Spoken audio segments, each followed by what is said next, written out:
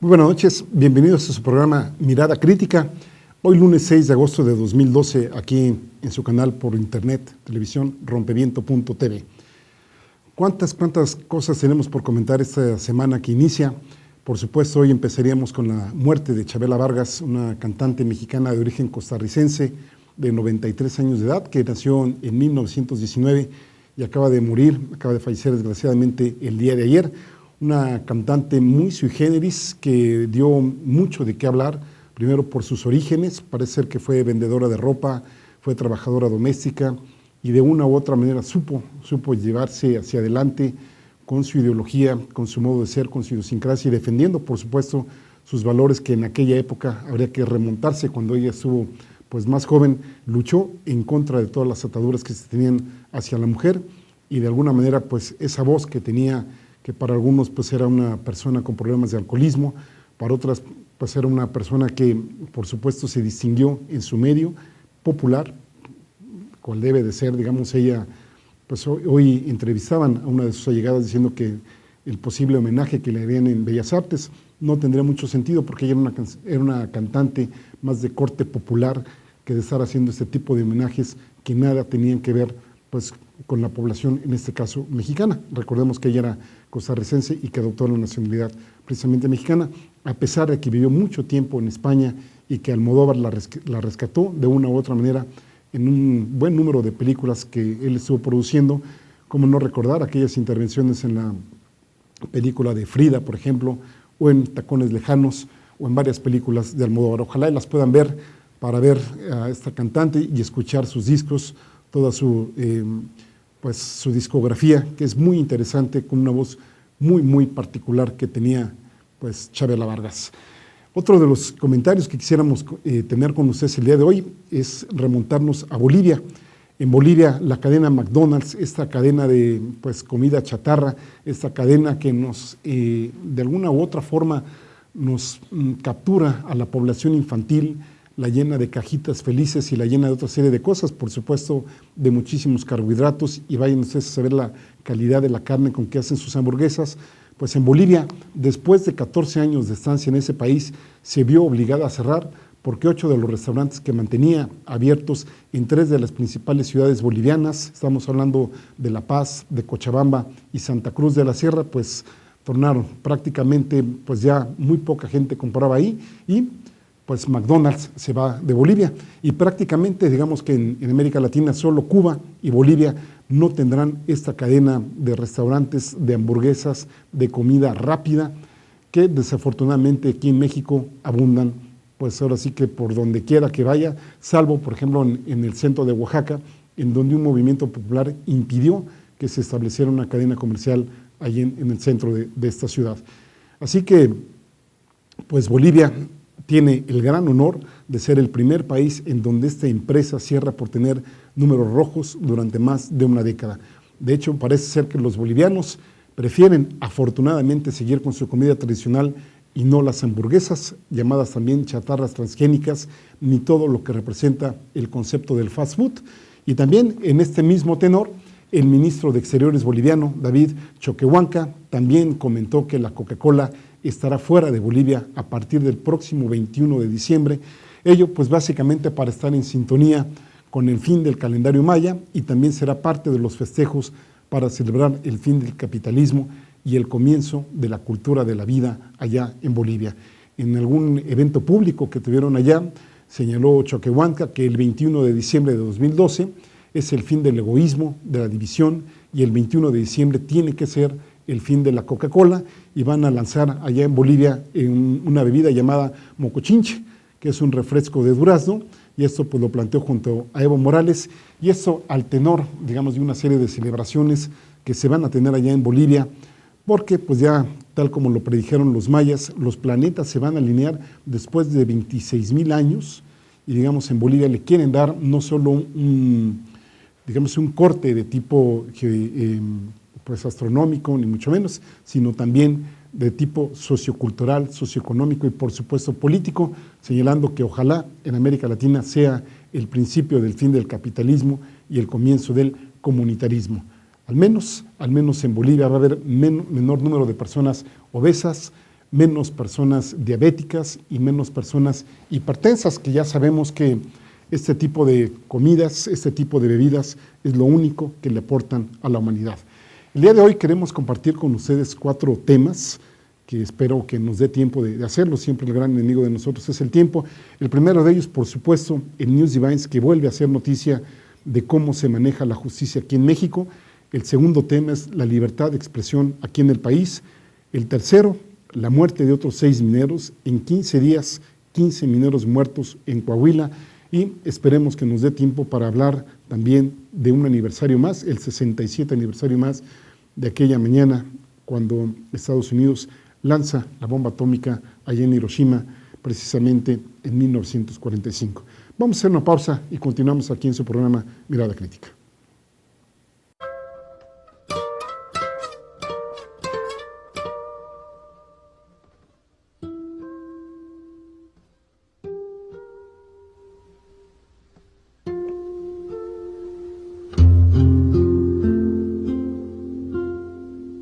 Ojalá que te vaya bonito.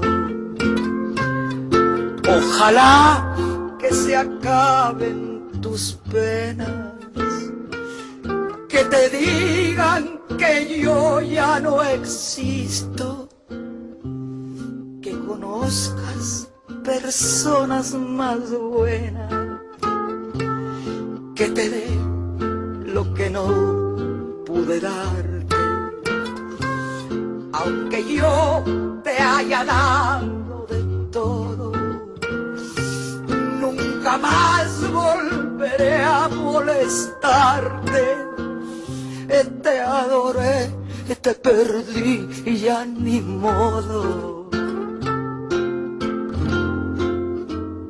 Cuántas cosas quedaron prendidas hasta dentro del fondo de mi alma. Cuántas luces dejaste encendidas y yo no sé cómo voy a apagarlas.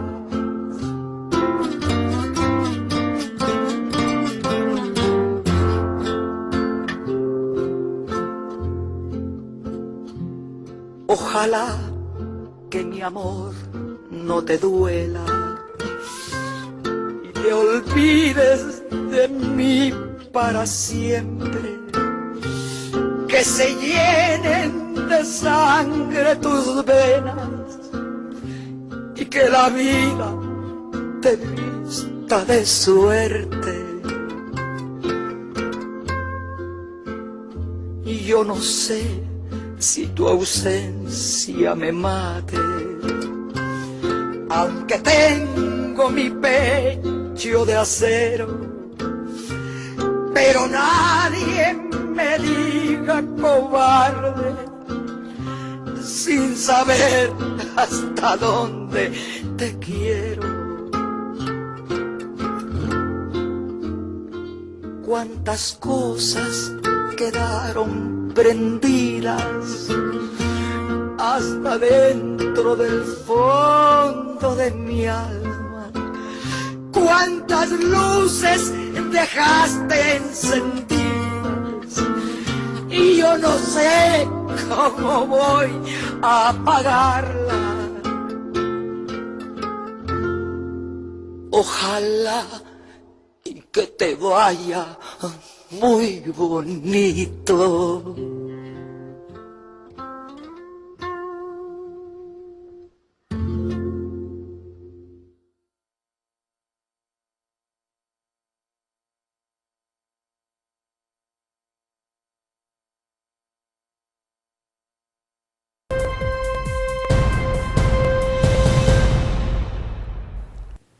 Continuamos aquí en su programa Mirada Crítica. Seguramente pues ya distinguieron la voz de Chabela Vargas con esta melodía, una de las más conocidas de ella.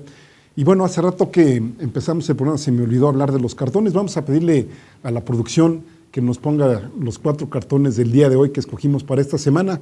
El primero de ellos, lo vamos a ver, ahí están Calderón y Madero en el despeñadero del PAN, peleándose uno a otro, ahora que se viene esto de la convención panista, que Calderón quiere apresurar los tiempos del PAN, ahora que todavía es presidente, y Madero pues tratándolo de posponer hasta el año que viene para que no tenga injerencia alguna Calderón en la sucesión panista con la presidencia justamente ahí y obviamente con el Comité Ejecutivo Nacional. El otro cartón que escogimos el día de hoy es este, muy bueno, vean ahí el cartón de Helio Flores, si mal no recuerdo, el avión que se compra en la presidencia de la República Mexicana de 9,000 millones de pesos. De hecho, las ventanillas están formadas por puros ceros de lo que costó este avión. Y díganme ustedes si hay necesidad de este tipo de gastos cuando tenemos tanta población en condiciones de pobreza extrema y, por supuesto, muchas otras prioridades que hay en el país.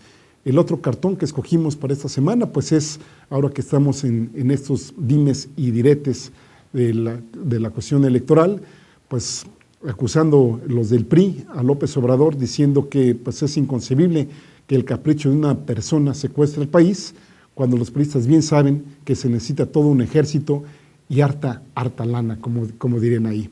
Y el último cartón del día de hoy, pues ahora que estamos en plena época de Olimpiadas, ahí está el narco mexicano, las armas mexicanas, con más de 60,000 muertos, que tienen al país en primerísimo lugar en número de desaparecidos, en número de personas asesinadas y que desafortunadamente pues, sigue costando vidas al país la situación en la que estamos teniendo. Entonces, en este segundo bloque queremos hablar, precisamente comentábamos del News Divine y el sistema de injusticia mexicana. Casi como se diría en los comerciales de tarjeta de crédito, para eso están las instituciones de México. Parecería ser que en México montar un operativo de extorsión a jóvenes en que hayan muerto 12 personas no es un delito tan grave en nuestro país.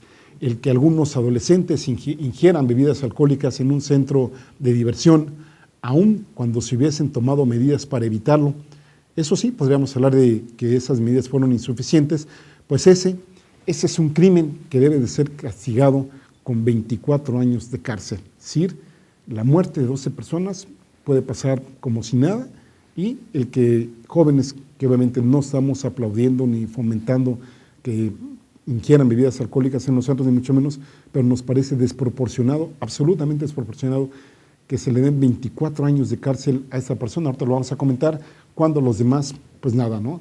De hecho, podríamos resumir que las sentencias del caso News Divines son una prueba más de que en México no existe la justicia, que tal como lo hemos venido padeciendo desde muchísimo tiempo atrás, todo el sistema mexicano, desde las procuradurías, los tribunales, los ministerios públicos, el sistema penitenciario, donde ustedes quieran verle, pues están hechos para cobrar o no facturas políticas, para hacer favores o no de tipo económico y político, y que podríamos decir que los castigos que se aplican por los crímenes o supuestos crímenes simplemente no guardan relación con la gravedad de los actos que se cometen. Ya alguna vez habíamos comentado, por ejemplo, que en Chiapas es mucho más castigado el abigeato, por ejemplo, el robo de vacas, el robarse gallinas, el matar en la carretera, por ejemplo, algunos cerdos, cosas de estas, que violar a una mujer. Desgraciadamente el sistema de justicia o de injusticia allí en Chiapas no castiga, digamos, todos los excesos, todas las violaciones que se cometen contra las mujeres y sí, por ejemplo, está muy presto a castigar este tipo de situaciones. ¿Qué decir, por ejemplo, de los feminicidios? ¿Qué decir? Lo estamos viendo de la compra de votos. ¿Qué decir de los robos de las ordeñas a Pemex? De los robos, por ejemplo, a alguna tienda comercial, etcétera. Pero matar a 12 personas, eso no tiene precio, parece ser que ni castigo aquí en el país. Y aquí estamos hablando concretamente de Alfredo Maya, que él era el gerente de la discoteca News Divine cuando se llevó a cabo el operativo policial el 20 de junio de 2008, con el objetivo, dicen ellos, que hacer una redada para evitar, digamos, que los muchachos y las muchachas consumieran drogas en este tipo de antros, pero que ya estamos viendo que lo más probable es que el objetivo encubierto haya sido detener a jóvenes, muchos de ellos menores de edad que estaban en un antro, para extorsionarlos.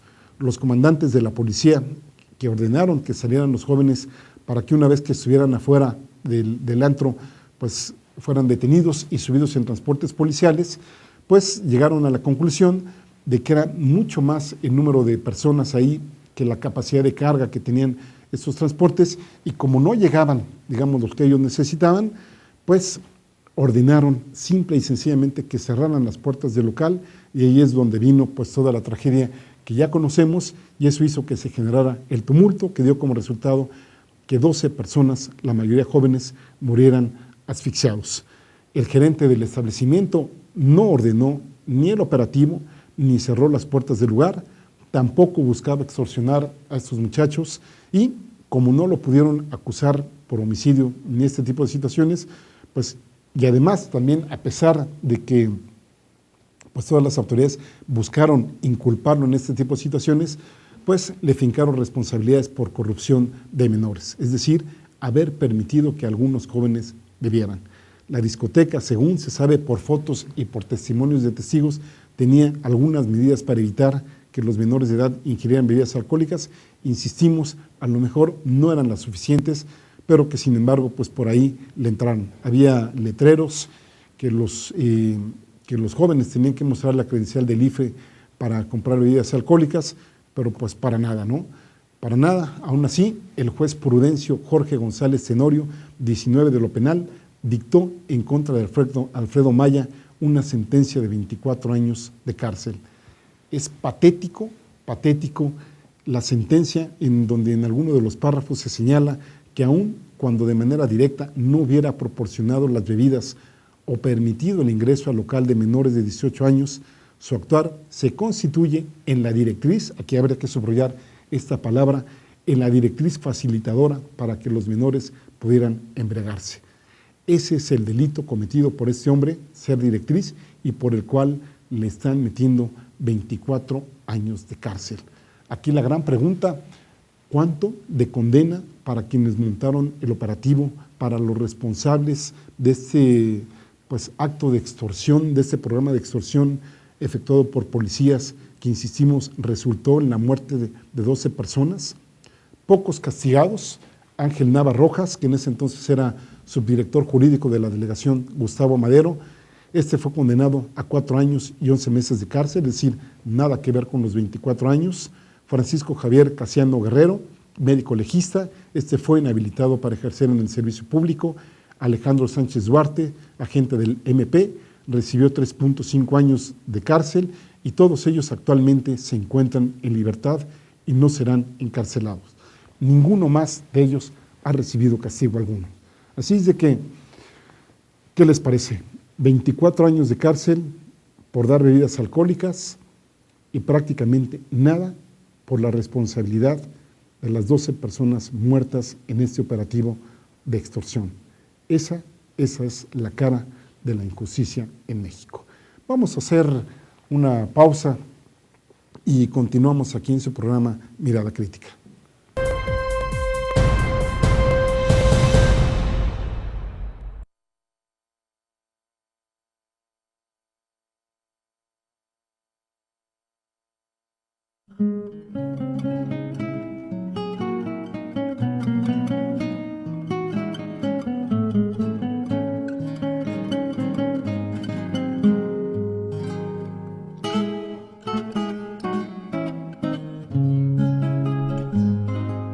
Todos me dicen el negro, Llorona, negro, pero cariñoso.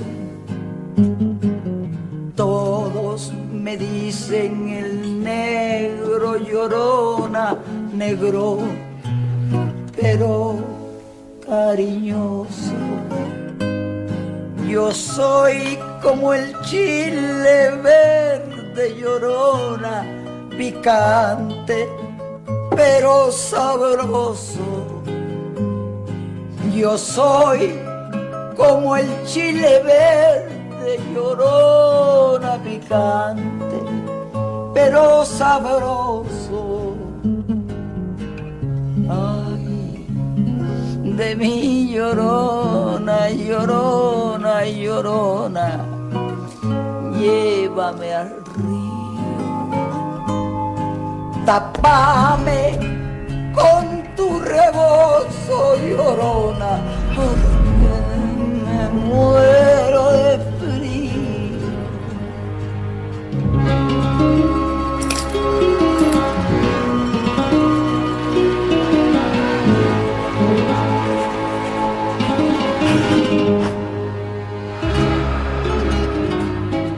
Si porque te quiero quieres, llorona, quieres que te quiera más. Si ya te he dado la vida, llorona, ¿qué más quieres?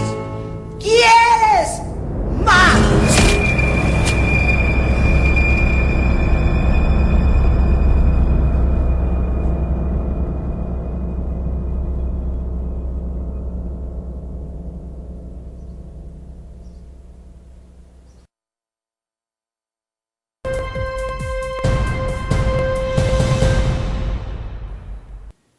Continuamos aquí en su programa Mirada Crítica. ¿Cómo no recordar esta película de Frida, que fue interpretada por Salma Hayek? Y pues obviamente la voz de Chavela Vargas con una de sus canciones más fuertes, La Llorona, de las que, bueno, en lo personal pues más nos gusta de esta intérprete que desgraciadamente el día de ayer falleció. Vamos a hablar un poco ahora de la libertad de expresión aquí en México.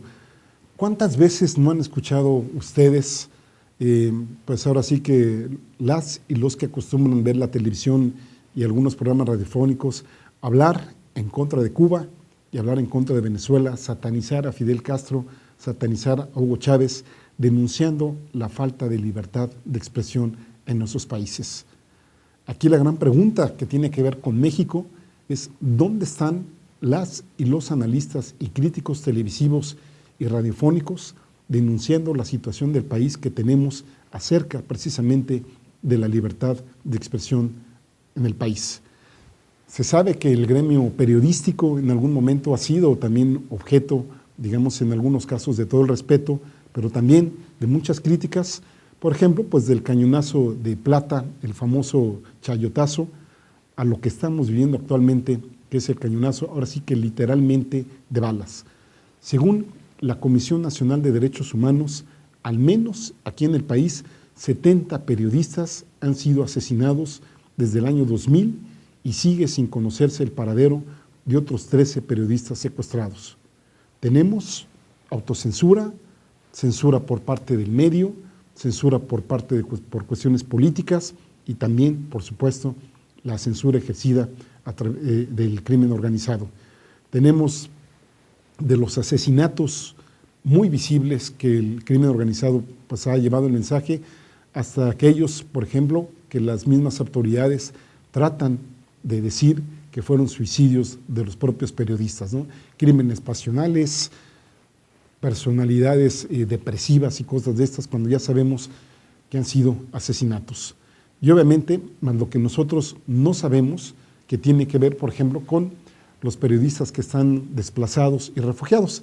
Aquí la diferencia es que entre desplazado y refugiado, es que un desplazado es en el mismo país y un refugiado es cuando ya se va a otro país. ¿Qué podríamos resumir de esta situación? Que quienes investigan o denuncian la delincuencia y la corrupción política aquí en México están especialmente expuestos a ataques o intimidación. Ello, por supuesto, en un clima de absoluta impunidad. Muchos ejemplos tenemos al respecto. Ya comentábamos de al menos 70 periodistas asesinados y los que siguen desaparecidos. Allí están también, más recientemente, los 3 atentados al periódico del Norte del Monterrey, 2 mediante fuego graneado y estallidos de granadas, y uno más, ocurrido, por ejemplo, en las oficinas del suplemento Sierra Madre, que fueron rociadas con gasolina en la zona blindada, esto aquí entrecomillado, de San Pedro Garza García, ante 2 patrulleros que estaban ahí como meros espectadores y que después, decía el gobernador, llegaron un poquito tarde, llegaron unos cuantos segundos tardes. Tenemos otros casos también que habría que comentarlo, no dañan físicamente a los periodistas, pero sí en su integridad y sí en sus oportunidades de trabajo. Aquí quisiera detenerme en el caso de 3 periodistas. Está, por supuesto, en primer término Carmen Aristegui, que salió en algún momento de la W Radio, después salió unos 15 días de MBC Noticias, solamente por preguntar si Felipe Calderón tenía o no tenía problemas con el consumo de bebidas alcohólicas, que obviamente pues era Vox Populi, o es Vox Populi, que Calderón, incluso documentado, por ejemplo, en este libro de Julio Scherer, que se llama Calderón de cuerpo entero, y que la dejó fuera 15 días de MBS. Recientemente hemos tenido el caso de otros dos periodistas, uno de ellos Pedro Ferriz de Con, que aquí he de comentarlo, pues no congeniamos mucho con la perspectiva de este periodista, y que ahora sale de Excelsior y de Cadena 3, de su espacio de noticias en Grupo Imagen, por no apoyar a Enrique Peña Nieto. Y aquí habría que comentar que en noviembre de 2011, Pedro Ferriz de Con lo califica a Peña Nieto como ignorante. Vamos a pedirle a la producción que nos haga el favor de ponernos el video de Ferriz de Con para que ustedes y yo, bueno, pues oigamos cómo estuvo estas declaraciones de Ferriz de Con en su momento.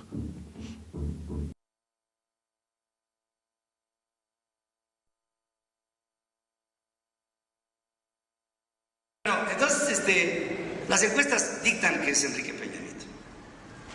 ¿Quiere que les diga lo que pienso de Enrique Peña Nieto? Es un ignorante.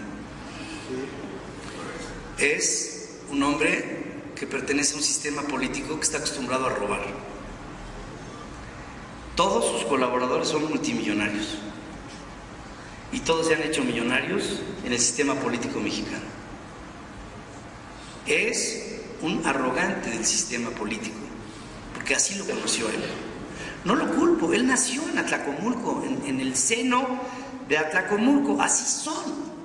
De ahí han salido grandes sátrapas del mundo político de México, que se han enriquecido vilmente. Bueno, su padrino político se llama Arturo Montiel. Yo recuerdo que en alguna comida, porque luego me invitan a las comidas de mi grupo,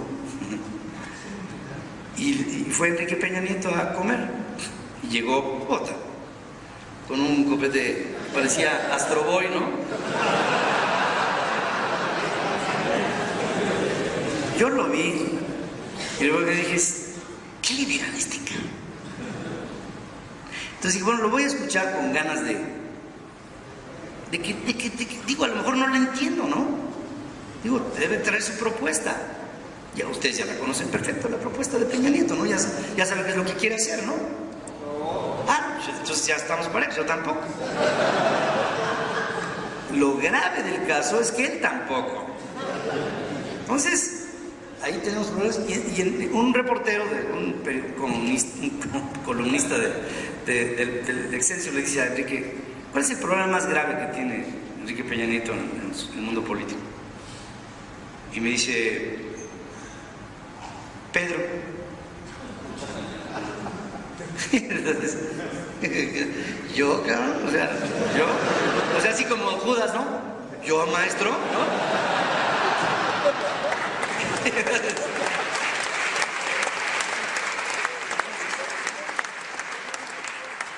Sí, tú, Pedro, tú hablas muy mal de mí. Y entonces le dije, ¿sabes qué, Enrique? Yo sería un poquito más amplio. El problema más grande que tú tienes se llama Arturo Montiel, cabrón. Porque es un cuate que antes de ti llegó, no se robó al Estado que no le cupo en la cartera. Y tú lo defendiste. Y mientras tú no lo juzgues como lo que hizo y como lo que fue, yo no te voy a poder respetar. Como no ha pasado nada, yo no respeto a Enrique Peña Nieto.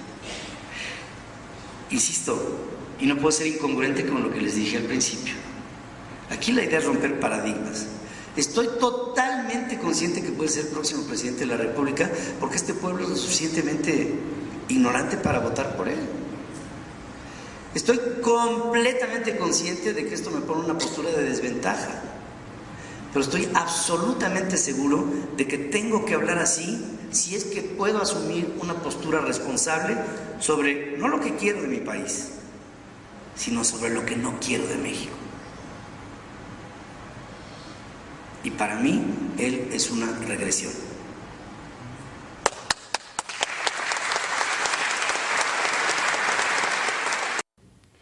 Duras las palabras de Pedro Ferriz de Con en contra de Enrique Peña Nieto, dichas en noviembre de 2011 y aparentemente, bueno, pues por presiones del equipo de Peña Nieto, pues se le da de baja.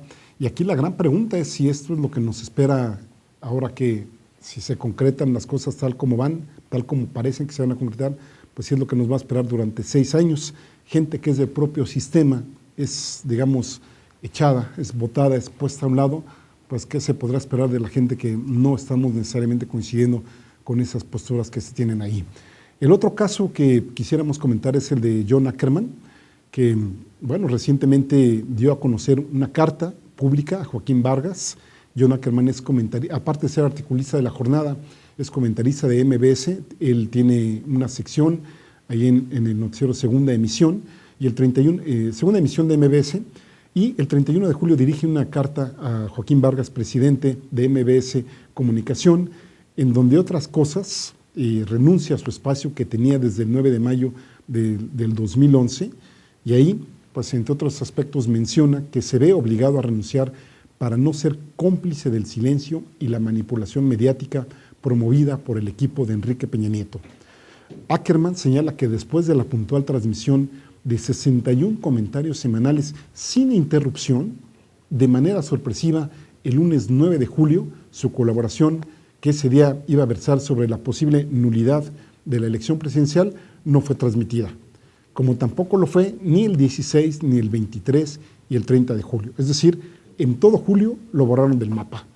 Según el vicepresidente de Relaciones Institucionales y de Comunicación Corporativa de MBS, Felipe Chao, le contestó a Ackerman que no existía asunto alguno oculto de nada y que la falta de transmisión de sus comentarios se debía precisamente a una cuestión exclusivamente de tiempos. Luis Cárdenas, el responsable de la conducción del noticiero de la tarde, le mencionó a Ackerman que en muchas ocasiones, por falta de tiempo o por dar prioridad a otra información, las participaciones de los colaboradores no salían. Y parece que ahí está la palabra clave, la cuestión que tiene que ver no con los tiempos, sino cuestiones de prioridades. Y menciona Ackerman, y lo menciona bien, ¿no?, que es muy poco creíble, diríamos nosotros también, que durante 4 semanas, es decir, todo un mes, no haya habido un espacio de 5 minutos para sacar las colaboraciones de Ackerman, ni mucho menos. Es decir, lo dejaron, ahora sí que literalmente al aire, pero fuera del aire.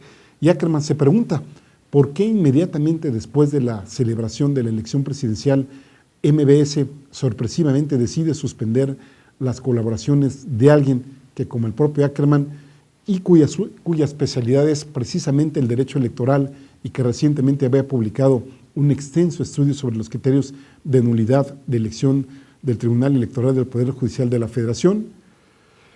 Ackerman concluye que la suspensión de la transmisión de sus colaboradores no fue una decisión unilateral por parte de la empresa, sino más bien una obediente respuesta a una solicitud explícita formulada por el equipo de Enrique Peña Nieto.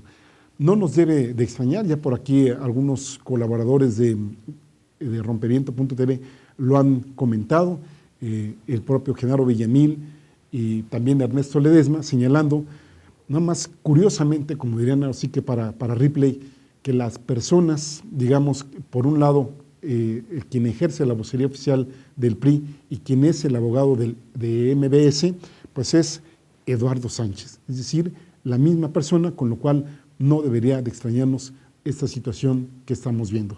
Es increíble, y aquí con esto cierro lo de Ackerman, que por sus colaboraciones le ofrecían seguirle pagando aún cuando no salieran al aire. Y obviamente Ackerman les contestó pues que esto era inadmisible, porque finalmente pues eso sería como vender su silencio, y esto pues para nada que iba a aceptarlo Ackerman, cosa que por supuesto apoyamos, alabamos, que no se haya metido Ackerman en este tipo de situaciones que tienen que ver pues ahora sí con la vendimia de la prensa aquí en México. Volviendo un poco al caso de Lidia Cacho, pues ya recientemente y juntándolo también con toda la cantidad de muertos que ha habido aquí en el país, de estas personas que ejercen el periodismo aquí en el país, la Sociedad Interamericana de Prensa ya expresó su profunda preocupación por el clima de inseguridad para ejercer la libertad de expresión en México, pero pues ya sabemos que el gobierno panista nos llena de puras condenas, ahora sí que diciendo que condenan esta situación, etcétera, etcétera, de apoyos, etcétera, pero únicamente de palabra. Hay que decir que Lidia Cacho recién fue nuevamente amenazada de muerte este 29 de julio, cuando su transductor de mano, es decir, un aparato que lo utilizan básicamente en situaciones de emergencia, que ni usted seguramente ni yo utilizamos, sino que básicamente lo utilizan pues gente allegada al medio militar o con cuestiones que tienen que ver con distintos niveles de seguridad y que además tienen un radio muy reducido de acción, pues por ahí le entró un mensaje y por ahí pues le llenaron de insultos, de los cuales pues vamos a comentar después de esta pausa que vamos a establecer aquí con ustedes en su programa Mirada Crítica.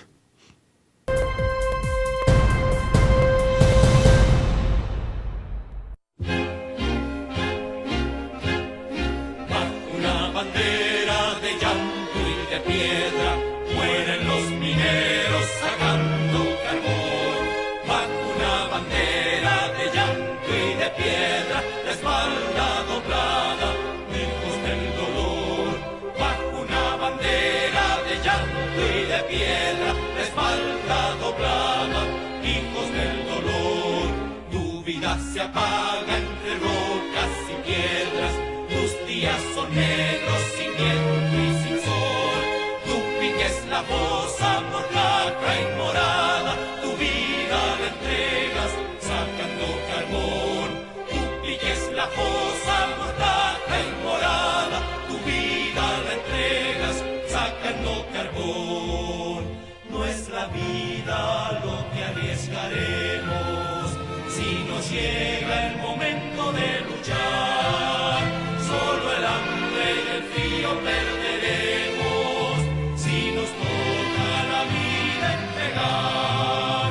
La llamada de la patria llega, compañera, tenemos que pelear. Camaradas, tomemos la bandera, por lo nuestro a luchar, a luchar.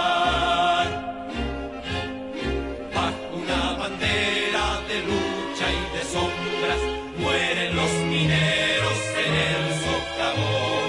Bajo una bandera de lucha y de sombras se gesta en su muerte la revolución. Bajo una bandera de lucha y de sombras se gesta en su muerte la revolución. Hay una centella brillando en tu frente, minero valiente, responde a su luz, porque ya te indica con gesto vibrante la lucha gigante que habrás de emprender.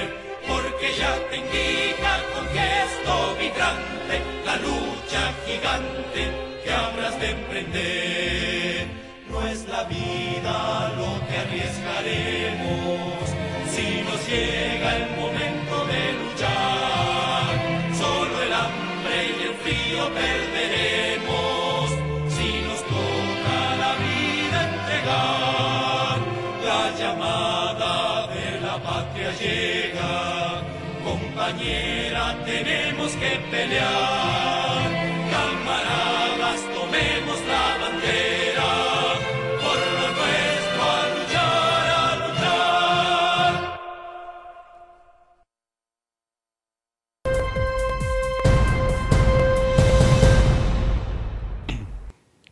Continuamos aquí en su programa Mirada Crítica. Acabamos de escuchar La Marcha del Minero, interpretada por el grupo Quilapayún, y de lo cual queremos hablar. Nada más déjenme terminar con este bloque de Lidia Cacho, que tiene que ver precisamente con la libertad de expresión aquí en México. Decíamos antes de irnos al corte que Lidia Cacho empezó a recibir una serie de amenazas del 29 de julio, digamos, para ser concretos, fue la última, pero prácticamente desde 2005 Lidia Cacho sufre amenazas y acoso desde el poder público. A raíz, precisamente, cuando se editó, salió a la luz pública este libro de los demonios del Edén, en donde exhibió, documentó una red de pornografía infantil que al parecer actuaba con el conocimiento y la protección de varios políticos y empresarios de Quintana Roo y de Puebla. Allí están en el libro, que ojalá y lo pudieran leer, los nombres de Kamel Nasif, este empresario. Allí está Emilio Gamboa Patrón, este personaje periodista que pues desafortunadamente va a seguir con el desaforo y ahora pues va a ser coordinador allí en la Cámara de Senadores por parte del Partido Revolucionario Institucional, con lo cual se garantiza impunidad y con lo cual pues ni siquiera se va a llegar a ver una investigación seria para esclarecer el grado de participación que él pudiera tener en esta red de pornografía infantil. Hay que recordar que en diciembre de 2006 Lidia Cacho fue detenida y sometida a amenazas y acosos.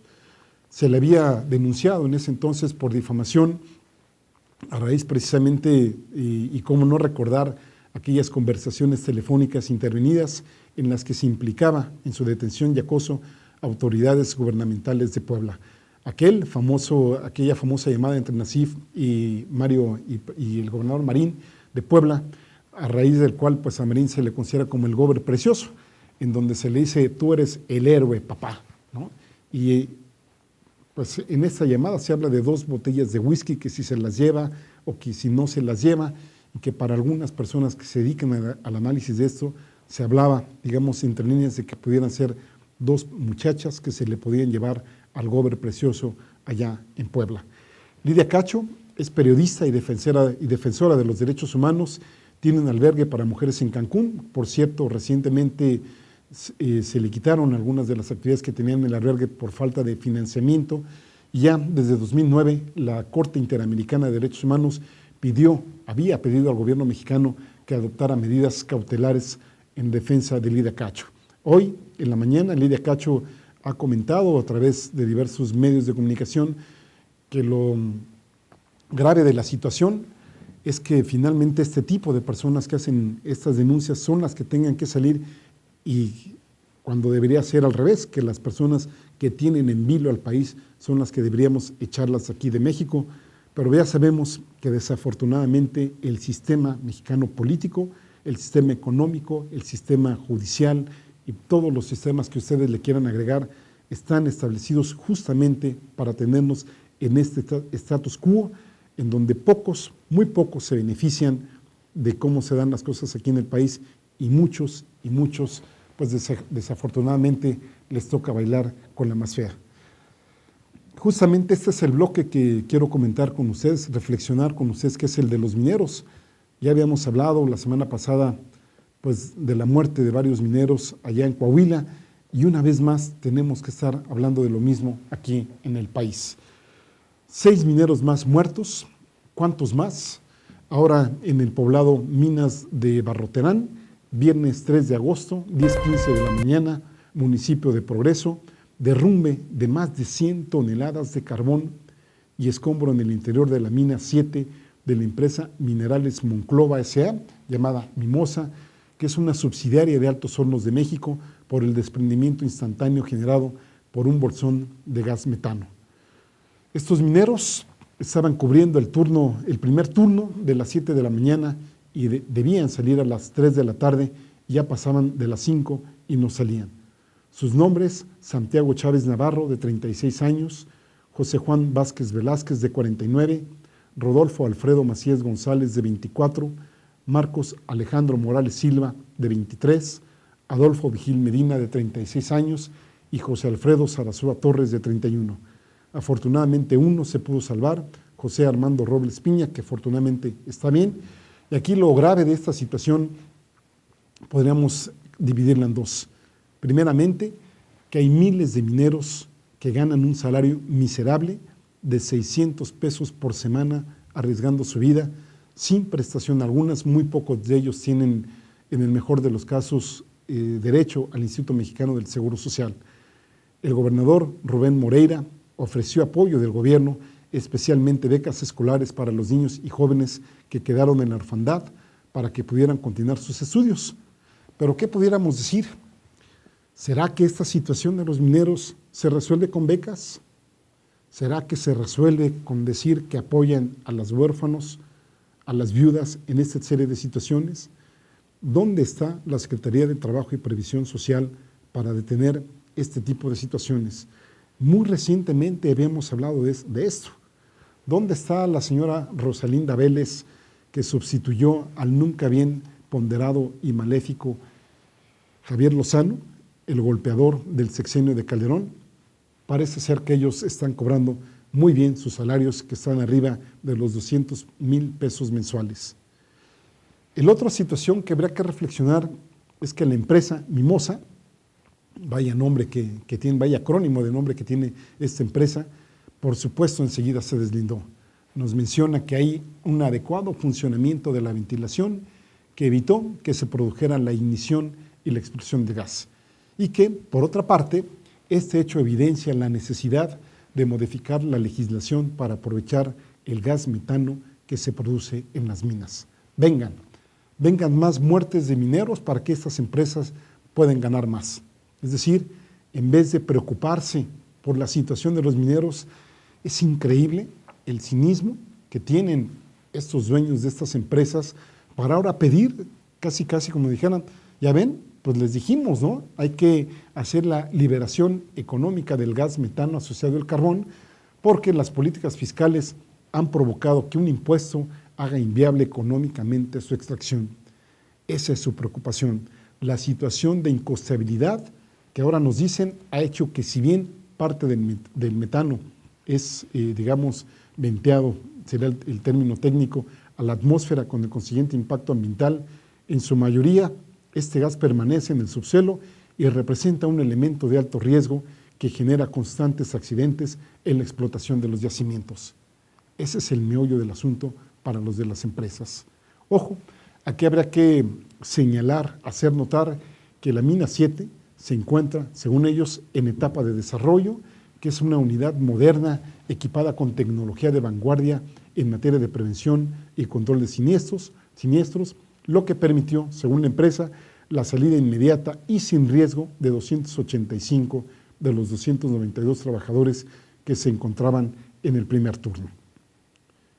Cada quien de verdad que tiene sus prioridades, como bien decía Ackerman, la prioridad de las empresas es seguir obteniendo ganancias, la prioridad de los políticos es seguir conservando sus puestos para desde ahí saquear al país, no saquear necesariamente el carbón como las compañías mineras, sino saquear recursos monetarios, físicos, naturales y de todo tipo, aunque desafortunadamente en la gran mayoría de las ocasiones a costa de la pobreza, del hambre, de la miseria y de la muerte de muchas personas. Por eso, desde aquí, desde Mirada Crítica y desde Rompimiento.tv, hacemos un llamado a la reflexión, a que las cosas no continúen como están y que busquemos alternativas pacíficas para que estas situaciones no se repitan. Vamos a una pausa y continuamos aquí en su programa Mirada Crítica.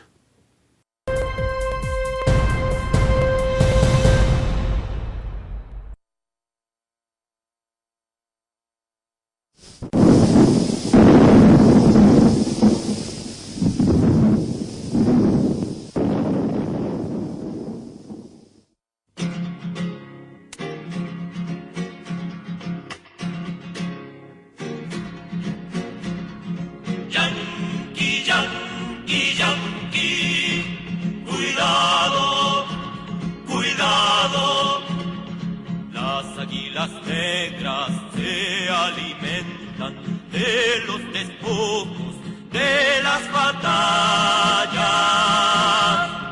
Águila negra, ya caerás.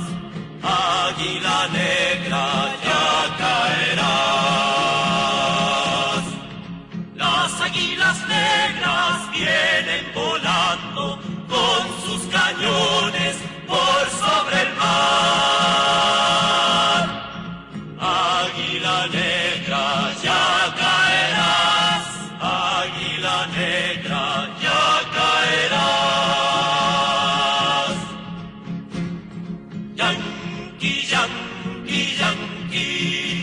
Cuidado. que viertes va por la tierra, sangre que nunca te olvidará. Águila negra, ya caerás, águila negra, ya caerás. Las águilas negras rompen sus garras contra el heroico pueblo en Vietnam. Águila negra, ya caerás, águila negra, ya caerás. Yankee, yankee, yankee, cuidado, cuidado, águila negra, ya caerás.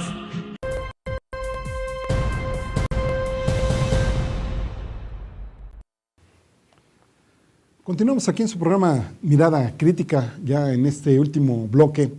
Escucharon ustedes una melodía del Quilapayún. Esta melodía está enfocada a Vietnam, pero en realidad, bueno, la queremos compartir con ustedes a propósito del 67 aniversario del lanzamiento de la bomba atómica en Hiroshima, precisamente el 6 de agosto de 1945, que costó la vida de más de 140,000 personas allá en Japón. Después, ya habíamos comentado la semana pasada, vino pues, la otra bomba atómica que no había, desde nuestro punto de vista, necesidad de lanzar, que fue la de Nagasaki, y que desafortunadamente pues, también se llevó a más de 100,000 personas por delante. ¿Qué podemos decir de este tipo de situaciones? ¿Qué podemos reflexionar, ¿no? Que estamos inmersos en una serie de sociedades violentas, tenemos un modelo violento de relación, de resolución de conflictos, y que desgraciadamente no es la única vez que hemos estado en peligro de este tipo de situaciones. Aquí quiero llamar la atención de ustedes, que nos hacen favor de seguirnos aquí en rompeviento.tv, que digamos, posterior a la de 1945, tuvimos una crisis nuclear más, que fue la de octubre de 1962, que fue la que se dio entre Estados Unidos y Cuba, precisamente en donde también estuvo involucrada la que en ese entonces era la Unión de Repúblicas Soviéticas Socialistas, y en donde ya sabemos con recientes documentos desclasificados que John F. Kennedy, había declarado una alerta nuclear de alto nivel que autorizaba aviones de la OTAN tripulados por pilotos turcos o de otra nacionalidad a despegar, volar a Moscú y dejarles caer pues una o más bombas atómicas. Hay que decir que Estados Unidos, desde que terminó la Segunda Guerra Mundial, pues se ha dedicado a emplazar, a veces abiertamente, en otras ocasiones clandestinamente, pues ojivas nucleares por todos lados. Por ejemplo, se sabe las de Okinawa también, en ese entonces que había tenido ahí en 1962, algunas de ellas, de estas ojivas nucleares, apuntando a China, otras apuntando a Rusia, y pues que obviamente en momentos de creciente tensión, ahí es donde dejan saber su poderío y es donde pues obviamente torcen el brazo de muchos países. En aquel entonces, por ejemplo, de 1962, se sabe que en territorios turcos, pues bombas nucleares estaban apuntando precisamente a la ex Unión Soviética. En aquel entonces, Kennedy y Nikita Khrushchev negociaron. Khrushchev aceptó una fórmula planteada por Kennedy, poniendo fin a la crisis que estaba a punto de convertirse en una guerra. Pues nada más imagínense ustedes las escalas que pudiera haber tenido esta situación. De hecho, la retirada de los misiles estadounidenses en Turquía en un plazo de 6 meses después de que la crisis quedara conjurada fue, digamos, lo que se negoció. Aunque hay que decir aquí que se trataba de misiles obsoletos que estaban siendo reemplazados por submarinos Polaris en aquel entonces, mucho más letales de los que estaban. Pero digamos que fue el punto de negociación que lo que tuvieron allá con Rusia. Aquí criticamos en su momento, ahora que estuvimos hablando del aniversario de la Revolución Cubana, que Rusia había utilizado, se había servido, digamos, del pleito entre Cuba y Estados Unidos, y que precisamente le sirvieron a los rusos para negociar este intercambio, digamos, pues, de ojivas nucleares que se tenían entre Estados Unidos y Rusia, para que Estados Unidos quitara los de Turquía y obviamente Rusia los quitara desde la República de Cuba. Hay que decir que en ese entonces, para Cuba, Kennedy tenía el llamado Plan Mangosta, Operación Mangosta, que era consistente en establecer una revuelta abierta para derrocar a Fidel Castro. ¿Sí? Este país, que se declara a sí mismo como enviado de los dioses o de Dios para hacer frente de la lucha contra el terrorismo, para salvaguardar el bienestar de la humanidad, son los primeros en ejercer el terrorismo de Estado. Y ahí, en ese entonces, pues concluyó felizmente, creemos, por las condiciones en que pudieron haberse dado en ese entonces, pues la crisis de los misiles de 1962. De ahí nos pasamos a 1973, en los últimos días de la guerra árabe-israelí. Aquí el protagonista de ese entonces fue Henry Kissinger, que lanzó en ese año una alerta nuclear de alto nivel. India y Pakistán, habrá que recordarlo, habían estado muy cerca, ya desde ese entonces, mucho más de lo que suponemos, mucho más de lo que alguna novela de ficción pudiera relatarnos de un conflicto atómico. Actualmente tenemos el conflicto con Irán, debido a la amenaza de un bombardeo israelí. Sabemos que a Irán le han tratado de meter por todos lados sanciones, bloqueos, etcétera, para que pues Irán no siga construyendo pues toda su estructura nuclear que ya está en proceso y que la van llevando a pesar de los intereses estadounidenses y a pesar de lo que diga israelí. En el caso de Irán, la lucha, digamos la llamada guerra no declarada, este proceso pues ya va, digamos, en marcha, y cuántas veces, no sé si ustedes recuerdan, se ha hablado de los asesinatos de científicos iraníes que están participando en estas cuestiones que tienen que ver con la estructura atómica de Irán, aunque Irán diga que es para fines médicos. A nosotros nos parece que también bien pudiera valer la pena o bien pudiéramos apoyar que Irán también tiene derecho a defenderse desde el punto de vista nuclear, pues porque obviamente desde ahí Estados Unidos pues tuerce el brazo de todas las naciones. No queremos decir que todo el mundo tenga arsenales nucleares. Lo que estamos en contra es que porque unos sí tienen y otros no tienen. En el caso de Irán, insistimos, hay una guerra no declarada y que Estados Unidos e Israel la llevan por diversos medios. Lo que parece ser más probable es que cualquier enfrentamiento que se tenga en estos momentos entre Israel e Irán, muy posiblemente desemboque en un conflicto nuclear de gran escala. Y también tenemos ahí el conflicto sirio. ¿Cuántas noticias escapan a nuestra mano? A lo mejor pues por conseguirlo como un país muy lejano, pero en Siria también ya los rusos dijeron casi que la frontera rusa también, es decir, la línea roja abarca hasta Siria. Y qué decir, por ejemplo, del propio Estados Unidos, en donde ya comentábamos que tienen más de 300 millones de las supuestas armas convencionales, y qué decir de las armas de neutrones que han probado, por ejemplo en el caso de Panamá, en donde se habla más de 40,000 muertos, y también de otra cosa que literalmente debería de aterrorizarnos y de las que muy pocas personas hablan, son de las armas químicas. ¿Cuántas personas no sospechamos que algunos padecimientos, como por ejemplo el síndrome de inmunodeficiencia adquirida y otra serie de infecciones o de alteraciones, por ejemplo, pues genéticas, alteraciones de personas cuando llegan a nacer pues con deformaciones congénitas, son producto de estas guerras químicas que tenemos y que Estados Unidos y otros países, seguramente China debe de andar por ahí, la propia Alemania, Inglaterra, pues están ahí. Aquí entonces el mensaje es no a la violencia como medio de resolución de conflictos, y que pues apoyemos y condenemos en el buen sentido de la palabra que sigamos en esta carrera armamentista, y que Estados Unidos la condena, pero cuando ahora sí que no les llega a sus intereses. Gracias por estar con nosotros, nos escuchamos el próximo lunes, que tengan un muy buen inicio de semana y sigan por supuesto aquí en rompeviento.tv.